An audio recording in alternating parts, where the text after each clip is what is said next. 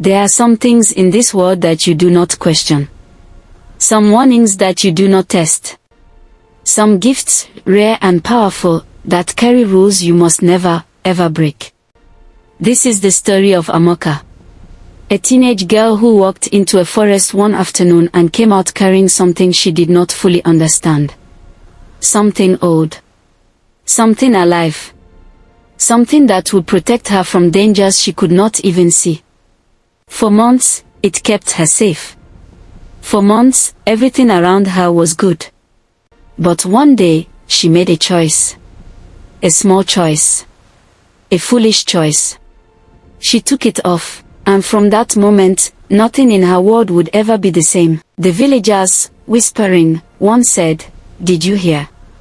Amaka removed it." Another one, eyes wide, voice low, said, "God forbid." She was warned. We all heard the warning. It began on an ordinary afternoon.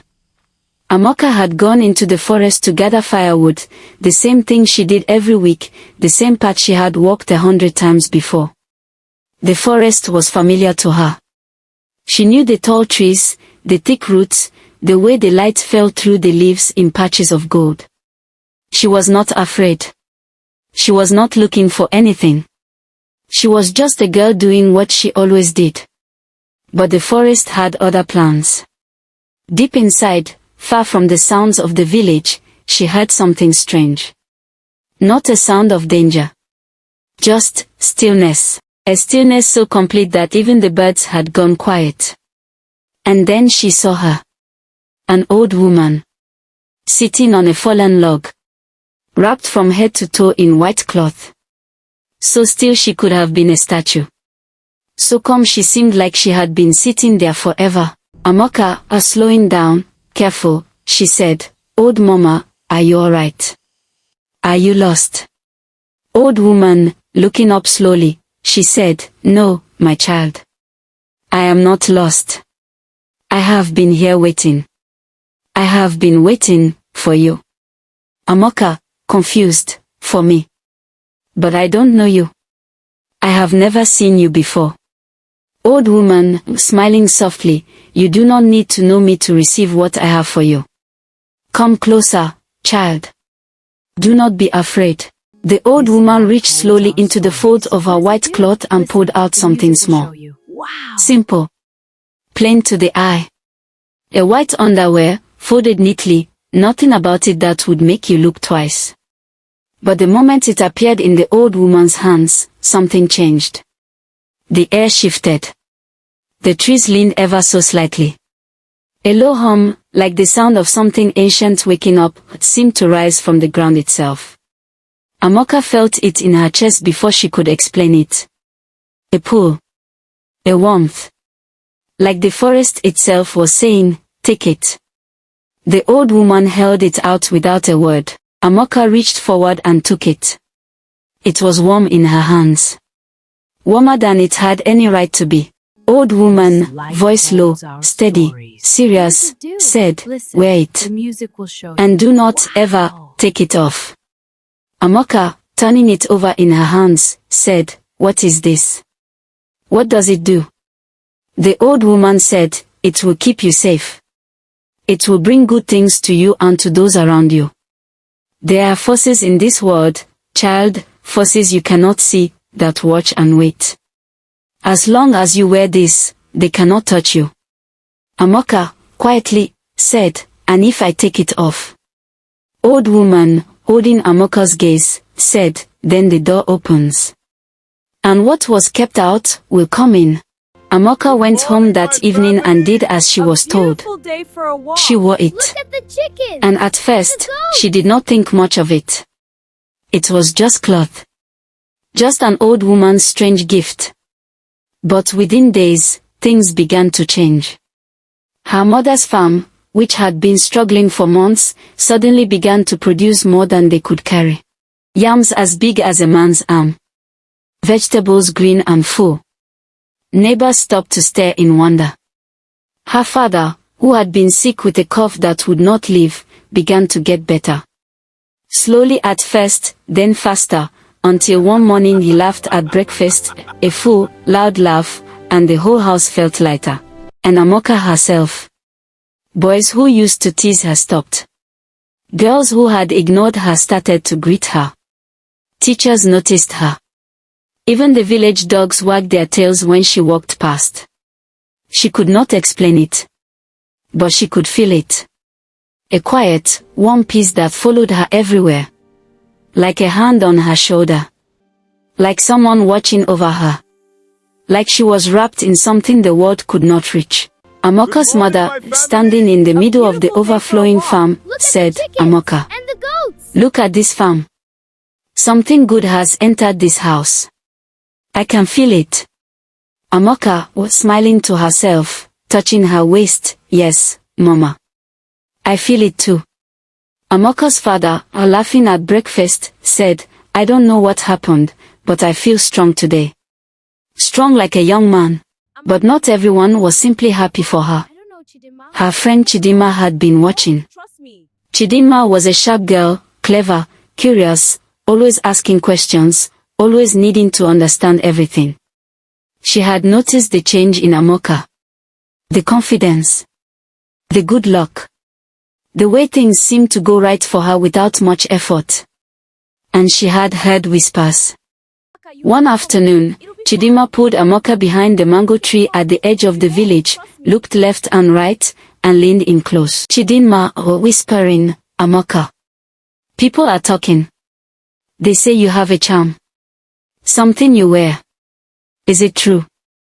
Amaka, laughing it off, "Chidima, you listen to too much gossip." Chidima, continued pressing, "I am not joking.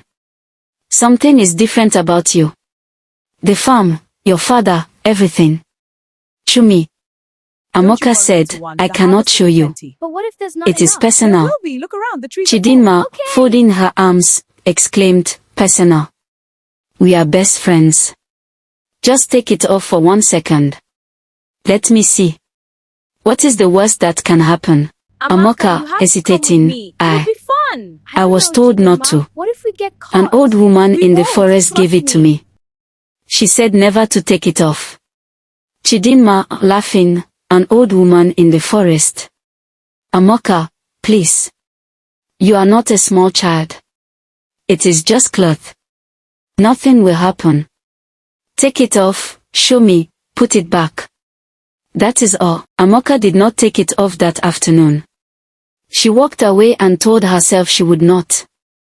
But Chidima's words stayed with her. That night, as she lay on her mat in the quiet dark, they grew louder. What is the worst that can happen? Maybe it really was just cloth. Maybe she had been foolish to believe. Maybe the good things were just good things. She turned over. thing. She stared at the ceiling. Stay back. She argued with herself for a long time. And then, slowly, quietly, the way people make terrible decisions, she made up her mind. She sat up in the dark. She looked around the empty room, and she took it off. Amaka, whispering to herself, "It is just cloth. Nothing is going to happen. I will put it back in the morning." That evening, something pulled her to the river. She did not plan to go. Her legs just took her there, out past the last huts, down the narrow path through the tall grass, to the place where the river ran wide and dark. The elders always said the river was the border between this world and the next. Standing at the bank as the sky turned black above her, she understood what they meant. The water was wrong. Too still. Too dark. And then it started to move. Not from the current, from below. Something rising. Something that had been waiting at the bottom, patient as time itself, for the protection around her to fall. It broke the surface slowly. Enormous. Dark as midnight. Its eyes found her immediately. And in that moment, Amaka understood everything. You don't This was scare what the me. underwear had been keeping away. Fear me. And it had come. The dark spirit, with voice like cold water don't over scare stones, said, "Amaka, will you fear opened the me." door. Never. You removed the protection. You invited me in." Amaka, shaking, but not running, said, You "What do don't you want scare from me?" Dark Spirit replied, "What I have always wanted. Your light. Your You future. don't scare me. Your peace. You will Everything fear good that me. was meant for you." Never. Amaka, with her voice cracking but feet You not don't moving, scare me. she said, "I made a mistake. Will fear me. But I am still here. Never. I am still standing." Dark Spirit, laughing low and cold, replied, "Standing means nothing. The protection is gone. You are mine now." Wait. Before we find out what happens to Amaka, the Dark Spirit is here. The door is open. And she is alone at the river. If you want to see how this ends, make sure you smash that subscribe button, because stories like this, you do not want to miss a single one. And while you're at it, like this video. It tells us you want more stories like Amaka's story. Now, let's get back to the river. The spirit moved toward her. And every part of Amaka's body screamed at her to run. But something else, something deeper and quieter, told her to stay. Because she understood now. Running would not help. Whatever this was, it had already found her. The only way through was not away, it was forward. She closed her eyes. She thought of her father laughing at breakfast. Her mother's face lit up with wonder at the farm. She thought of the months of peace, the warmth that had followed her everywhere. She knew what real protection felt like now. And she knew it had not come from cloth alone. It had come from something much older, much deeper. And it still lived inside her. She opened her eyes. And then she was there. The old woman. Standing at the edge of the river, a few feet away, white cloth on her shoulders, the underwear folded in her hands. Glowing. Brighter than Amaka had ever seen it, bright enough to push back the dark. Amaka did not know how she had come or from where. She did not know if she was of this world or another. But she was there. Real and calm. And the sight of her cracked something open inside Amaka's chest. The old woman, gentle, like still water, told Amaka. "You broke the rule, Amaka. But you did not break yourself. That is the difference between someone who falls and someone who fails. You fell. But you did not fail." Amaka, sobbing, she replied. "I am so sorry. I should have trusted you. I let someone talk me out of something I knew was real." The old woman, holding out the cloth, said, "The underwear protected your body. But tonight, child, you protected your own soul. You did not run. You stood. And that no darkness in this world or the next can ever take from you." The old woman placed the underwear back in Amaka's hands. It was warm, warmer than before, warmer than anything she had ever felt. Like holding the sun in her palms. She put it back on. And the river exploded with light. Not blue. Gold.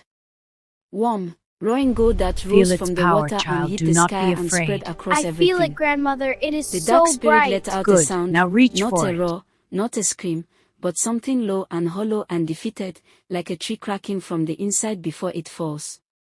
And then it was gone. Down and further down until the last trace of darkness vanished and the river ran clear and quiet again. Amaka stood at the bank. Breathing hard. Alive. More alive than she had ever felt. The old woman with one hand on Amaka's face, smiling, told Amaka. "Now you understand. The cloth was never the real power. It was given to hold space, to keep you safe while you grew into what you already were. The power was always yours, Amaka. It was always inside you." Amaka became breathless. She replied, "Then why did it only work when I wore it?" The old woman said, "Because you did not yet believe in yourself enough to protect yourself without it. Now you do." She walked home as the sun came up. Missed you. And before she even reached the village, she could feel it. The air was different. Lighter. Cleaner. Like after heavy rain when everything smells fresh and new. Her father was sitting up in bed, asking for food, laughing. The farm had come back overnight, every shoot green, every yam heavy in the earth. The village felt lighter. And people stopped and looked at her, not with curiosity or suspicion, but with something softer. Like they could sense that she had been somewhere and come back changed. Chidinma quietly, looking at the ground, started to apologize. I am sorry, This is Amaka. so peaceful. I did not You know, understand I can and I stay here pretended that forever. I did. Look at that mango. I treated your truth like it was ignorance. Amaka slowly replied, the mistake was mine, Chidinma. I knew what I had been told. I knew what I felt. I let your doubt become stronger than my own knowing. Chidinma said, are you not angry with me? Amaka smiling, small and real, she said, I was. But I learned something that is bigger than anger. When you know something is true, hold on to it. Even when someone you love is telling you to let go, word travels fast. Within a week the story had reached the big town. The elders sent for Amaka, not demanding, asking. She arrived on a Saturday morning to a full town square. Men, women, children, elders in their finest cloth. She had never stood in front of so many people. But she walked in with her head up. Because she knew now what lived inside her. And it was not small. People went back to the forest looking for the old woman. They found the fallen log. The path. But no old woman. No footprints. No trace. Some said she was a spirit sent by the ancestors. Some said she was a guardian, old as the forest itself. Some said she was the spirit of Amaka's own grandmother, watching over her family from the other side. Nobody knew. And maybe that was the point. Some truths are not meant to be fully explained. They are only meant to be lived. The village elder by firelight told the children, the real gift that old woman gave Amaka was not something you can hold in your hand. It was a test. A chance to find out what she was made of. A child replied, and what was she made of? The elder smiled, and said, the same thing you are made of. Courage. And the knowledge that falling is not the same as failing. And that is the story of Amaka. If this folktale touched your heart, do not let it end here. Share it with someone who needs to hear it today. Someone who is holding on to something true.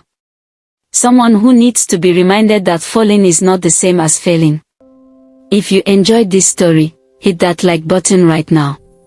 Subscribe so you never miss the next folktale. And drop a comment below, tell us, what would you have done in Amaka's place? Would you have kept it on, or taken it off?